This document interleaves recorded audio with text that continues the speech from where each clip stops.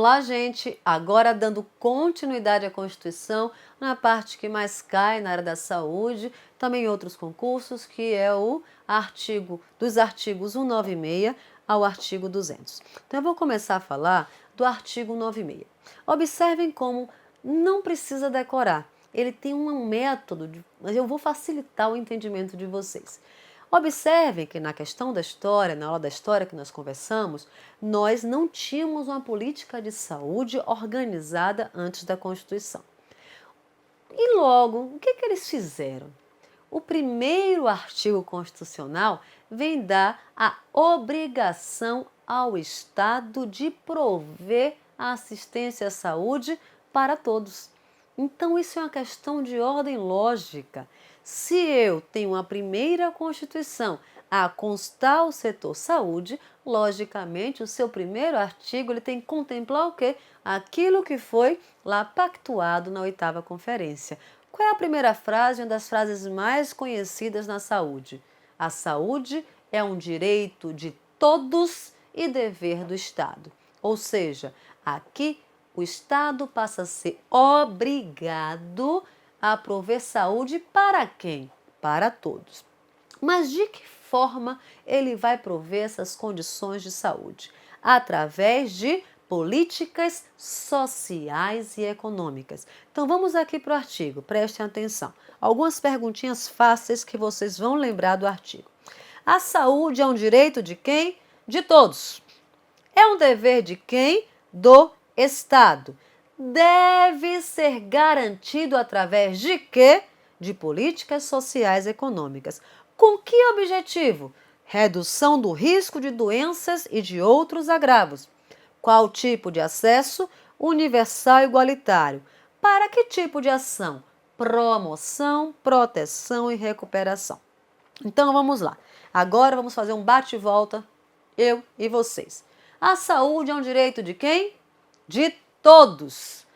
Outra pergunta. Dever de quem? Do Estado. Deve ser garantida através de quê?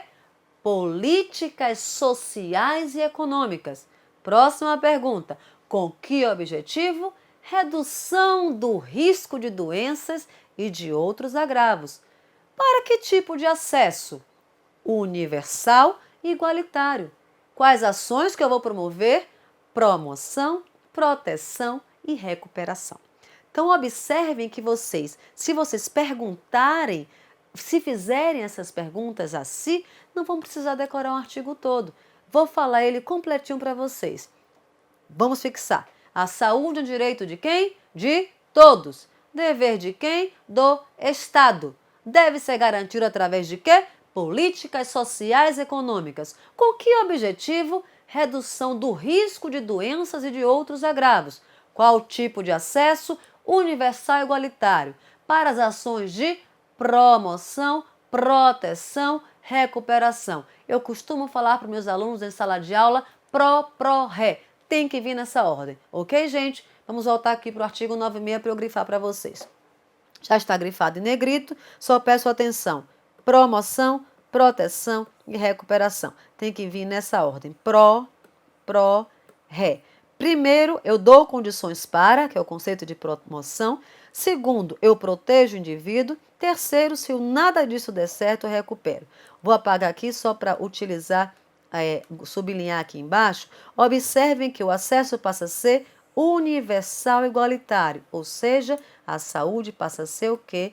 Includente, ou seja, ela é para todos, acesso universal. E lembrando que todos têm o mesmo direito perante a lei, porque ela é igualitária.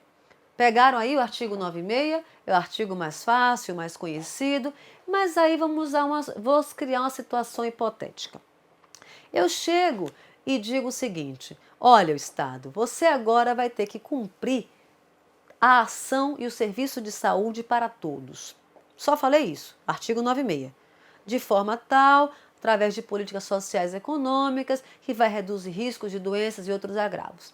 O Estado irá cumprir naquele momento. Olha que eu estou voltando ao tempo, por isso que o verbo no passado. Será que ele iria cumprir?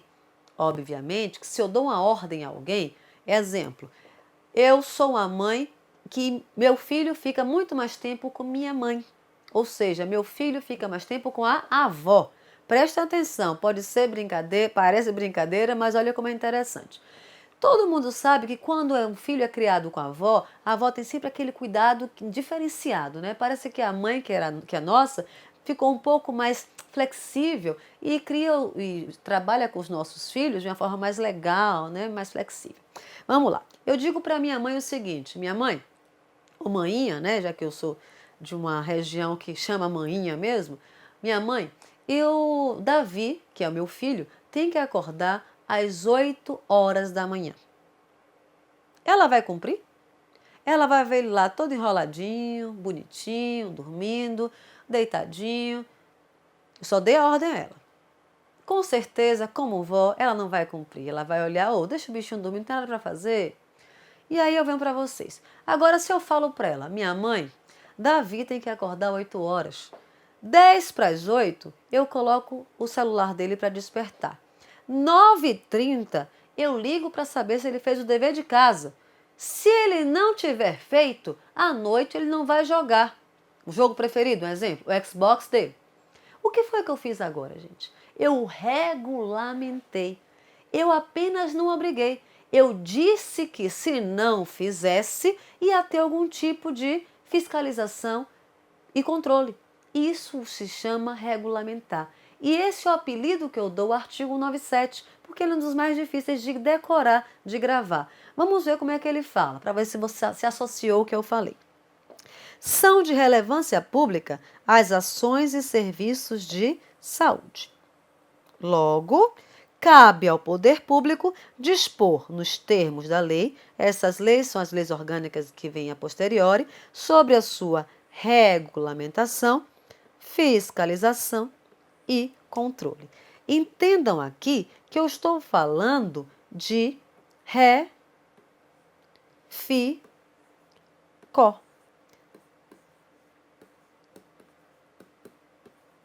Vou voltar para o exemplo que eu dei. Se eu apenas dissesse ao Estado, faça, se eu não criar uma regulamentação dizendo como ele vai ser fiscalizado e punido, que na verdade chamamos isso de controle, talvez ele não fizesse. Então, tudo que nós demandamos tem que ser fixado e regulamentado por lei. Por isso que a Constituição, os artigos constitucionais, são regulamentados pelas leis orgânicas. Eu espero que o exemplo que eu dei da vida real ajude a fixação, porque o artigo 97 te vem dizer o seguinte: as ações e serviços de saúde são de relevância pública. Por isso, cabe ao poder público dispor nos termos da lei as condições de que regulamentação, fiscalização e controle. Eu peço que vocês gravem porque tem que ser nesta ordem. Só voltando para o artigo para dar continuidade. E essa ação de saúde deve ser executada diretamente ou através de terceiros e também por pessoa física ou jurídica do direito privado. O que é pessoa física ou jurídica? Juro por tudo que isso para vocês na prova de legislação do SUS não pega. Mas se fosse uma prova da área de direito, com certeza vocês vão ter que saber diferenciar o que é uma pessoa física de uma pessoa jurídica, a administração direta da administração indireta. Não vou adentrar aqui porque eu não quero encharcar vocês de conteúdo que não são específicos para uma prova de legislação do SUS. Vamos lá. Então, o artigo 96 obriga o Estado. O artigo 97 faz com que ele regulamente, apelidando os artigos 196 das obrigações, 197 da regulamentação. Isso é só o meu método de fixação. Espero que isso ajude vocês a gabaritar essas questões do artigo 96 e 97. Vamos continuar. Artigo 98, olha como ele é interessante. As ações e serviços públicos de saúde integram a rede regionalizada e hierarquizada e constituem um sistema único organizado com as diretrizes. Coloquei aqui embaixo para não esquecer. Quero que vocês observem aqui que nós temos 3 diretrizes no SUS. O artigo 98, mesmo ele sendo curto na sua leitura, ele é um artigo denso, complexo. Ele traz para a gente a forma de organização do SUS. Então, toda vez que perguntarem a vocês como é que o SUS é organizado, de forma regionalizada e hierarquizada, em níveis de complexidade crescentes. É uma outra historinha que daqui a pouco eu mostro para vocês lá na Lei 8.080. Por enquanto eu vou parar e falar só isso. Como o SUS é organizado? De forma regionalizada e hierarquizada, em níveis de complexidade crescente. Eu já adiantei um pouquinho mais da frase, porque falarei isso lá na Lei 8.080. Mas vamos observar o seguinte, nós temos 3 diretrizes no SUS. Essas 3 diretrizes, a saber, descentralização com direção única em cada esfera de governo. O que é descentralizar, professora? O próprio nome já diz, tirar o poder da mão de alguém. Levar o poder para aquele que está mais próximo da execução. Na saúde, quem é que está mais próximo da execução? O Ministério da Saúde ou o Secretário Municipal da Saúde? Obviamente que é o Secretário Municipal da Saúde. Então, por isso que a descentralização foi uma proposta da 8ª Conferência. E é por isso que ela é colocada em pauta e como diretriz do SUS. Está na Constituição. Ela direciona toda a organização do SUS, o ordenamento do SUS. Descentralizar nada mais é, parece até simples o que eu estou falando, né? É trazer o poder para quem está mais próximo do problema. Não adianta eu querer mandar em algo à distância. Eu preciso mandar em algo, fazer executar aquilo que está perto de mim, que está ao meu alcance. Por isso que a descentralização, ela tem ênfase na municipalização. Essa foi a proposta da 8ª que foi agregada como diretriz constitucional. Voltando para o artigo 98, atendimento integral, com prioridade para as atividades preventivas, sem prejuízo dos serviços assistenciais. Galera, prestem atenção. É uma das questões mais cobradas em prova. Primeiro, pegadinha que chove aqui. O que é que vocês devem prestar atenção? Dica número 1. E tem que ter o somatório de questões, ou de ações preventivas e curativas. Sempre tem que ter um somatório. Nunca vai poder ser uma em detrimento da outra. Mas a prioridade é de quem? Da prevenção. Então, já matamos uma charada. A questão, a segunda diretriz é atendimento integral, ou seja, o somatório de ações que contemple para aquele indivíduo a sua real necessidade dentro do serviço de saúde. Mas eu vou dar prioridade a quem? A ação preventiva, mas eu não posso demandar prejuízo para a ação assistencial. E é aí que as bancas pegam o concurseiro de primeira. Observe, os conectores, é somatório, não posso fazer uma em detrimento à outra. Mais uma vez eu reforço, a leitura na íntegra da questão e com cuidado faz vocês não caírem nas pegadinhas de vírgulas, conectores do português. Trocou algo, a questão fica errada. Então observem isso. Então vamos lá, só para dar uma revisão antes da terceira diretriz. Qual é a primeira diretriz do SUS? Porque está em ordem de inciso. Descentralização com direção única em cada esfera de governo. E o que é isso? Passar o poder para quem está mais próximo do problema. No nosso caso, são os municípios. Logo, a descentralização tem ênfase em quê? Na municipalização, com direção única em cada esfera de governo. Deixarei em stand-by essa direção única para explicar lá na Lei 8.080.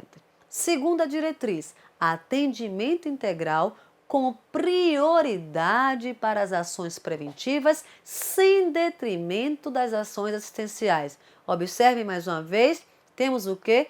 Somatório de ações, mas a prioridade de quem? Da prevenção. E a terceira diretriz é a participação da comunidade. Peço a vocês que aguardem a explicação lá na Lei 8.142/90 e na Resolução 453 de 2012. Então, o artigo 98, ele é um artigo curto, mas ele é um artigo que traz uma densidade de informação. Vamos fazer sempre um bate e volta. Artigo 96 fala o que para a gente mesmo? Da obrigação. Esse é meu apelido. Dê o apelido que vocês quiserem. O artigo 97, regulamentador, tá? Esse é o meu apelido. Use o que vocês quiserem. Já o artigo 98 traz 3 coisas importantes. Diretrizes. Então, ele vem falar de como o SUS é organizado, vem falar das 3 diretrizes do SUS. E de que forma mesmo o SUS é organizado, galera?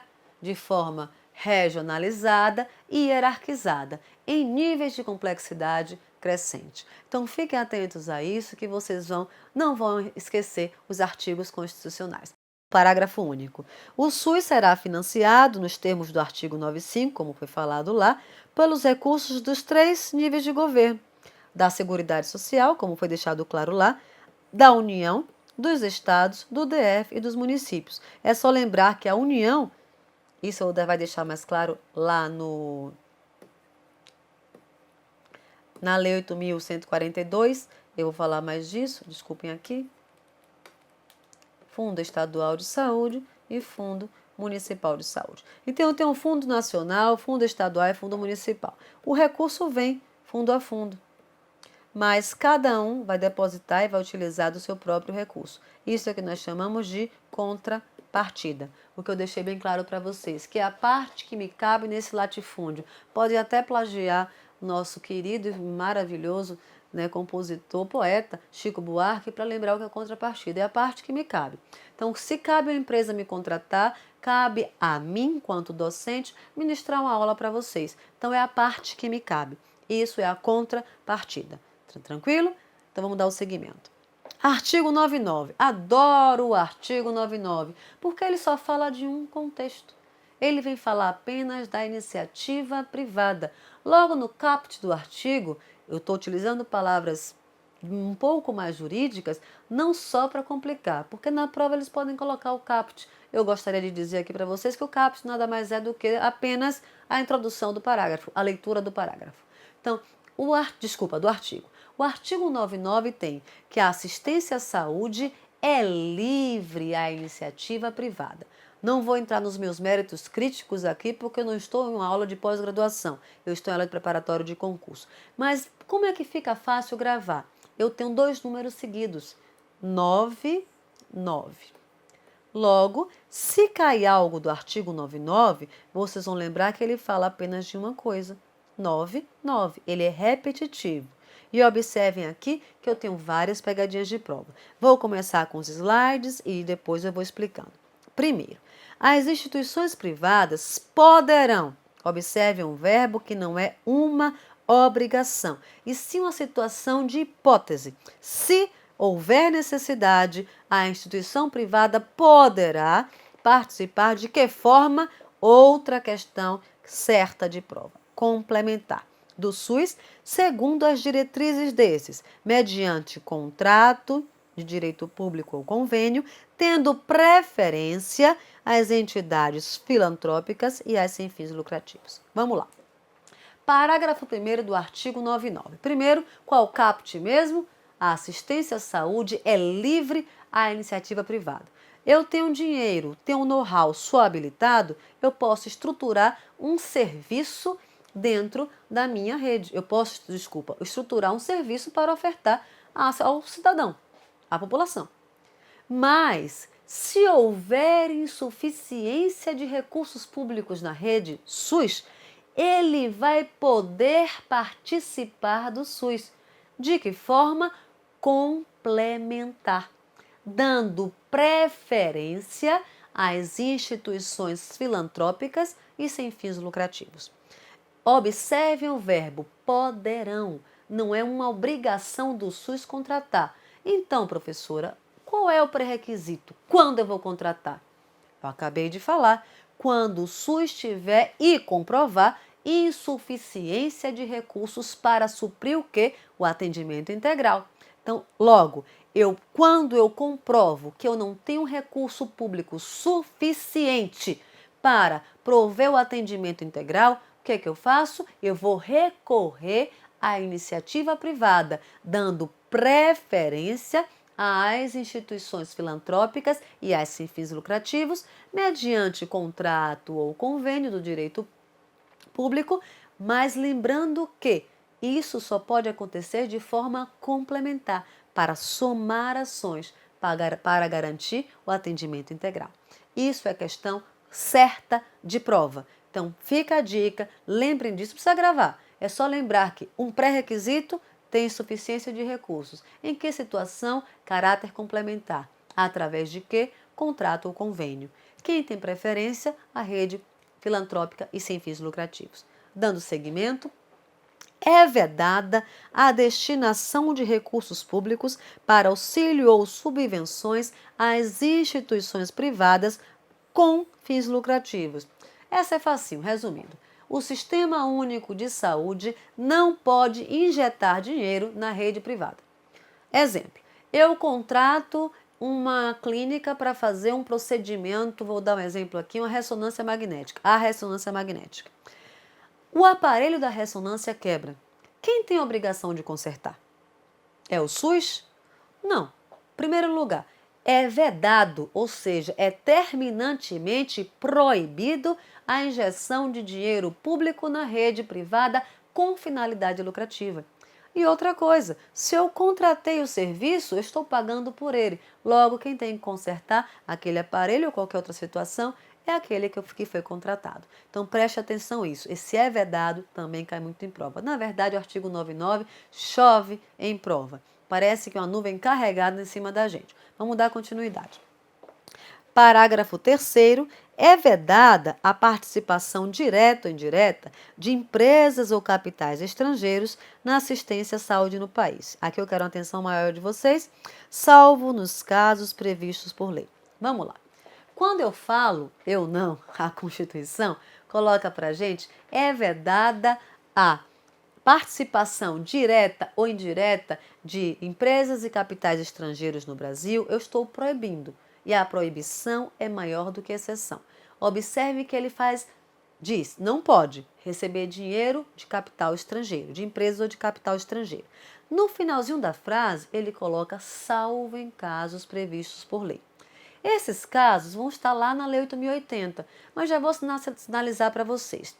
Se cair em prova, em hipótese nenhuma, o Brasil pode receber dinheiro de capital estrangeiro para assistência à saúde? Verdadeiro ou falso? Falso, porque tem o salvo, tem a exceção. Se eu perguntar, é proibido o recebimento de recursos de empresas e capitais estrangeiros. Certo ou errado? Certo. Olha a diferença. Um eu coloquei terminantemente proibido. O outro eu coloquei é proibido. É proibido? Sim, porque o salvo é exceção. Então, essa questão é uma pegadinha imensa. Então, preste atenção. Não é terminantemente proibido porque tem exceção, mas é proibido porque tem o vedado. E quais são esses casos previstos por lei? Vai estar lá na Lei 8.080, vou destrinchar um pouquinho mais em que situações, mas já adiantando para vocês, só se for instituição ligada à Organização das Nações Unidas, nossa famosa ONU. Mesmo assim, com autorização prévia da Direção Nacional do SUS. Quem é? O Ministério da Saúde. Então, fiquem atentos a essa frase, porque ela é constante em prova. Continuando. Parágrafo 4. Olha, observem como eu falei para vocês, que temos que voltar ao tempo. Vou até escrever aqui para vocês.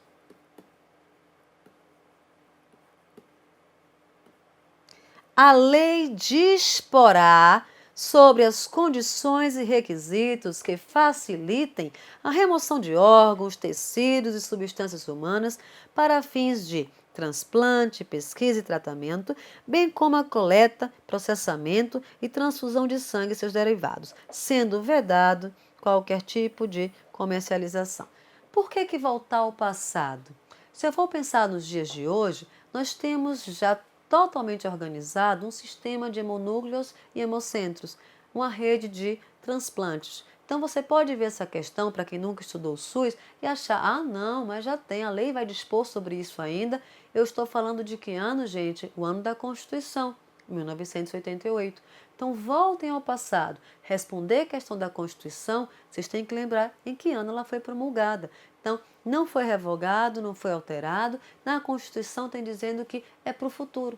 A lei vai dispor sobre essas condições. Não importa se hoje já está organizado. A pergunta é de legislação do SUS. E eles colocam lá, de acordo com a Constituição Federal. Obviamente, eu tenho que voltar para a Constituição Federal. Vamos lá? O artigo 99 fica por aqui. E aí vem o artigo 200. É o nosso maior artigo. Ele é o primeiro artigo a falar de quê? Das atribuições do SUS. Esse artigo praticamente vai ser todo repetido na Lei 8.080. Eu vou ler e vou citar as pegadinhas, tá certo? Artigo 200. Ao Sistema Único de Saúde compete, além de outras atribuições, nos termos da lei. Inciso 1º. Controlar e fiscalizar procedimentos, produtos e substâncias de interesse para a saúde e participar da produção de medicamentos, equipamentos, imunobiológicos, hemoderivados e outros insumos. Atentem para o seguinte, aqui qual é a pegadinha? Eles colocam apenas de medicamentos, apenas de imunobiológicos. Eles vão restringindo. Então, atenção no primeiro inciso é apenas essa. Continuando, inciso 2º. Executar as ações de vigilância sanitária e epidemiológica, bem como as de saúde do trabalhador. Essa questão foi uma questão recente de prova. Na questão está dizendo, na assertiva, que não era obrigação, atribuição do SUS, executar as ações de vigilância sanitária e epidemiológica. Isso é uma coisa bem lógica e bem óbvia para a gente, mesmo para as pessoas que não atuam na saúde, sabem que é um papel da Secretaria de Saúde otimizar pelo menos a vigilância sanitária e epidemiológica, incluindo também a de saúde do trabalhador. No inciso 3º, aqui tem dizendo ordenar a formação de recursos humanos na área de saúde. Observe, o verbo que vem no princípio da frase é ordenar, ou seja, o SUS estava se estruturando, então ele precisava fazer uma organização. O que é que a banca faz com o concurseiro? Ele tira o ordenar e coloca, sabe que palavra? Coordenar. E a partir daí a questão passa a ser errada. Eu não posso coordenar algo que eu não organizei ainda. Então fiquem atentos a isso, o verbo tem que ser ordenar a formação de recursos humanos. Leiam a frase toda, porque algumas vezes eles colocam recursos humanos de todas as áreas. Não é. Ou colocam só até recursos humanos, ou eles colocam, podem colocar, tem que colocar da saúde. Ou podem recortar até recursos humanos, ou completar a frase. Mas leiam a frase com atenção e prestem atenção no verbo ordenar. Vamos lá, dar seguimento? Participar na formulação da política e da execução das ações de saneamento básico. Uma das maiores pegadinhas do artigo 200. Observem que o verbo é participar. Eu vou puxar uma setinha para aqui. Toda vez que os verbos vierem como participar, apoiar, colaborar, nós estaremos falando, vou falar isso mais precisamente na Lei 8.080, de ações intersetoriais. E o que são ações intersetoriais? O próprio nome já diz, entre setores. São ações que não cabem àquele setor, mas que a ausência da execução daquela ação vai causar um impacto muito grande na saúde, como é o saneamento básico. O saneamento básico, ele não é uma ação da saúde. Mas todos nós sabemos que a ausência do saneamento básico tem um impacto muito negativo na saúde. Por isso que o verbo é participar. Se eles tirarem o participar e colocarem formular a política, a questão está errada. Porque se não é uma ação minha, eu não posso formular a política. Eu posso participar da formulação e da execução dessas ações. Mas a situação de formular uma política é do órgão que cabe a responsabilidade. Fiquem atentos a isso. Vamos lá. Incrementar em sua área de atuação o desenvolvimento científico e tecnológico. Isso aqui é bem facinho, ou seja, produzir ciência. Fiscalizar e inspecionar alimentos compreendido o controle de seu teor nutricional, bem como bebidas e águas para consumo humano. Eu adoro o inciso sexto, porque as bancas de prova acham que o concurseiro é meio bobo.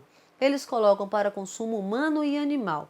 Amo os animais, mas a fiscalização da saúde, inclusive a ação da vigilância sanitária, ela não vai fiscalizar o que o animal consome. Isso é de um outro ministério, de uma outra secretaria. Apenas nos interessa o que vai ser consumido pelo ser humano. Ok? Então fiquem atentos a isso. Se colocar um animal ali, a questão passa a ser errada. E não tem uma só questão assim, não. Já colocaram as 3 questões com essa pegadinha. Vamos dar continuidade.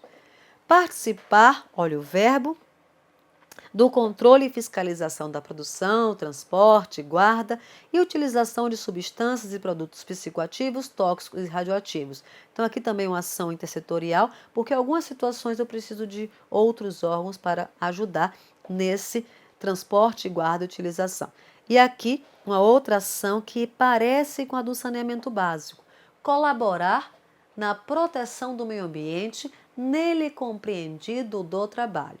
Lembrem, por que eu vou colaborar? Porque é uma ação intersetorial. A ação do meio ambiente não é a ação da saúde, mas o impacto no meio ambiente, incluindo o do trabalho, causa um impacto negativo onde?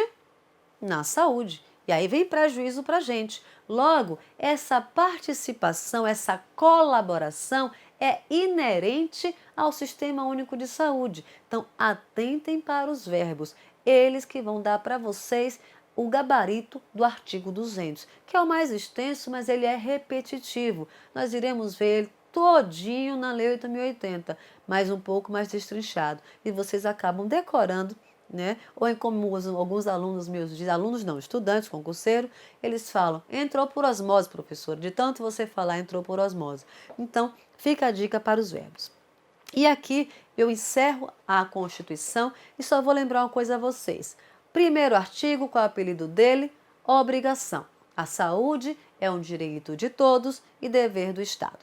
Segundo artigo, 197, ele vem dizer que a saúde é de relevância pública. Por isso que cabe, nos termos da lei, fazer o quê? Regulamentar, fiscalizar e controlar.